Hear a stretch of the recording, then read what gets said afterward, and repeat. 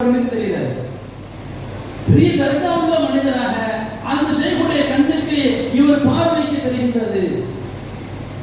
இந்த ஷேக்கு முன்னாடி போய் கேட்கிறாங்க, ஷேக்கு என்ன செய்தி?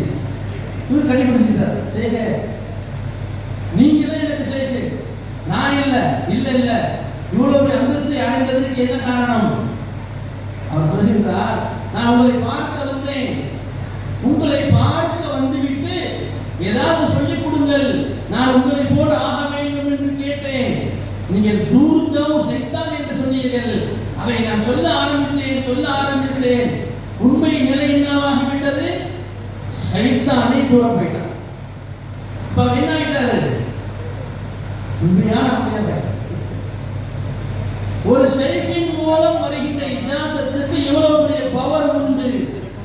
ஒரு ஷைக் சொல்லிக் கொடுத்து ஷைக்கின் கரத்தை பிடித்து அதற்கு பின்பு நாம் செய்கின்ற அந்த திக்ருக்கு ஒரு பவர் உண்டு என்பதை நான் இந்த இடத்தில் தங்களுக்கு ஞாபகப்படுத்திக் கொள்கின்றேன். சரி, இந்த பையத்தாகுவது இது போன்ற செய்திகள் அல்லாஹ் குர்ஆனிலே சொல்கிறார். இன்னல்லதீன யுபாயிஊனக இன்னமா யுபாயிஊனல்லாஹ். உம்மிடத்தில் அவர்கள் வந்து பைஅத் செய்கிறார்கள். அவர்கள் யாருக்கு செய்கிறார்கள்? அல்லாஹ்விடத்தில் அவர்கள் பைஅத் செய்கிறார்கள். பைஅத் செய்வதை பற்றி அல்லாஹ் சுப்ஹானஹு வ தஆலா சொல்லி காட்டுகிறார். சரி, இந்த பைஅத் செய்து அவர்கள் இஜாசத் கொடுப்பார்கள் அல்லவா? அவர்கள் சொல்கின்ற அந்த ஷைഖ்மார்கள் சொல்கின்ற அந்த திக்ருகளை செய்து அப்படியே கடைபிடித்து வருகின்ற பொழுது நம்மிடத்தில் பல்வேறுபட்ட குணங்கள் ஈடுபட்டுவிடும். குடும்பத்தில் பார்க்கலாம், கணவன் மனைவியா இருப்போம், பல நேரங்களில் குடும்பத்தில் பல பிரச்சனைகள், சண்டைகள், வார்த்தைகள் வரும்.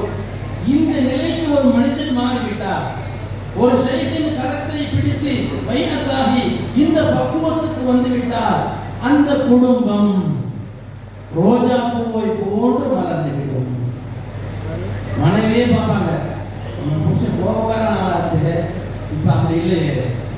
கணவன் நினைப்பார், நம்முடைய மனைவி இப்படிப்பட்ட குணத்தில் இல்லையே, குணம் சரியாகிவிட்டதே என்று கணவர் நினைப்பார்.